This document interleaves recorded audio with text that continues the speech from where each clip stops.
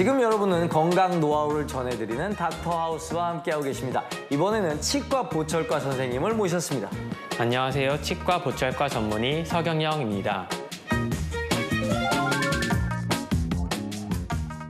네, 그렇습니다. 선생님, 이번 주제는 뭘까요? 치아 질환에 대한 이야기를 해볼 건데요. 사실 치아 질환의 영향은 구강 내에만 국한되지 않는다는 거 아시죠? 실제로 우리 몸 전반에 걸쳐 악영향을 끼치는데요. 그래서 이번 주제는 바로 전신 건강 위협하는 치아 상실입니다. 전신 건강까지 위협한다니까 너무 무서운데 그럼 치아 상실이 되는 원인이 대체 뭔가요?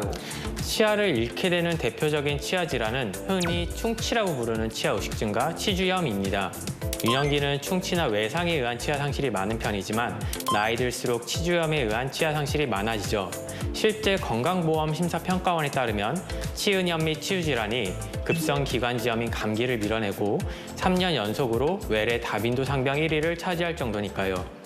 근데 이게 그렇게 안 아프잖아요. 참다 보면 또 안 아픈 것 같기도 하고요. 맞아요. 잇몸 질환은 치아 질환과는 다르게 심한 통증을 동반하지 않고 며칠 지나면 불편감이 사라지는 경우가 많습니다. 그래서 치료를 위한 골든타임을 놓쳐 발치하는 경우가 흔하죠. 아니 저는 근데 치아라는 게 이제 당연히 나이가 들면 빠지고 뭐 이런 게 아닌가라고 생각했거든요. 맞습니다. 실제로 치아 상실은 노화 현상의 하나로 받아들여지기도 하죠. 하지만 조기 상실된 치아가 적절한 시기에 회복되지 못한다면 나머지 치아들에도 과도한 교합력 등 과부하가 걸리면서 순차적으로 치아 상실을 야기할 수 있어요. 이러한 경우 구강 기능이 떨어지고 음식물의 저작이나 소화가 어려워져 영양실조나 전신적인 건강에 영향을 미칠 수 있죠. 그런데 선생님, 아무리 그래도 치아가 상실됐다고 해서 이게 이 전신의 건강까지 영향을 미친다는 게 저는 사실 이해가 안 되거든요. 하나씩 차근차근 설명해 드릴게요. 먼저 치아 상실이 있을 때 류머티즘 관절염의 위험이 약 1.17배 높아집니다. 류머티즘 관절염은 우리 몸의 면역 시스템에 이상이 생겨 자기 몸을 외부에서 침투한 적으로 착각해 뼈와 조직을 공격하는 질환인데요. 치아 상실에 의해 늘어난 입속 세균이 몸속에 들어가서 단백질을 변형시키고 변형된 단백질이 항원이 되어서 류머티즘 관절염을 유발하게 되는 거죠. 치아랑 관절이 관계돼 있을 줄은 생각도 못했어요. 심지어 당뇨병의 위험은 2배나 높습니다. 치주질환을 일으키는 세균과 세균이 생성하는 부산물이 포도당의 신진대사를 조절하는 인슐린의 기능을 방해하기 때문인데요. 이러한 원인에 의해 치아 상실이 있을 땐 그 위험이 더 커질 것으로 추정할 수 있겠죠. 혹시 또 있는 건 아니겠죠? 안타깝게도 또 있습니다. 아이고.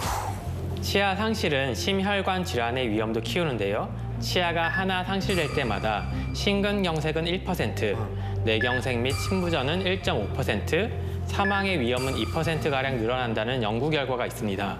치아 상실이 왜 그 심혈관 질환까지 유발하는 걸까요? 치아 상실을 유발하는 구강 내에 생기는 만성염증이나 세균 침범에 의해서 동맥의 탄력성이 줄게 되고 동맥벽이 폭이 좁아지기 때문이죠. 이렇게 심각한 전신 질환을 부르기 전에 하루빨리 치료해야 될 텐데 어떤 방식으로 치료할 수 있습니까? 치아를 상실했을 때 치료할 수 있는 대표적인 방법은 임플란트입니다.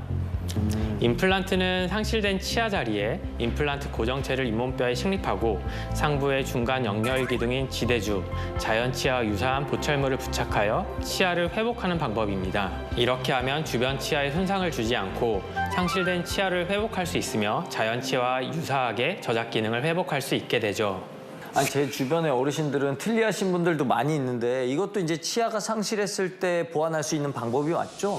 맞습니다. 그런데 요즘에는 일반적인 틀니 외에도 임플란트를 이용한 틀니 치료가 활용되고 있어요. 빠진 치아 모두 임플란트 수술하기 어려운 경우 틀니 치료를 고려할 수 있는데요.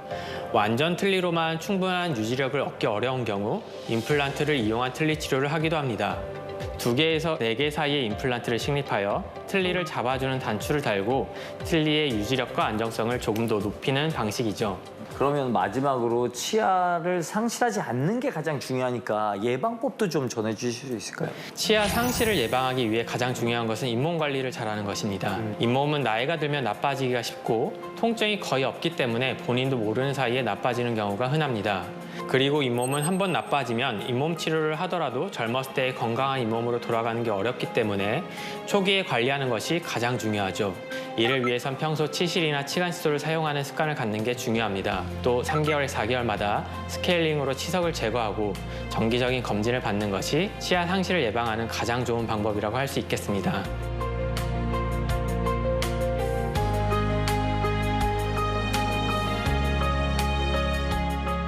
자, 오늘 치아 상실의 이유와 예방법까지 정확하게 알려주신 서경영 선생님 고맙습니다. 고맙습니다. 네.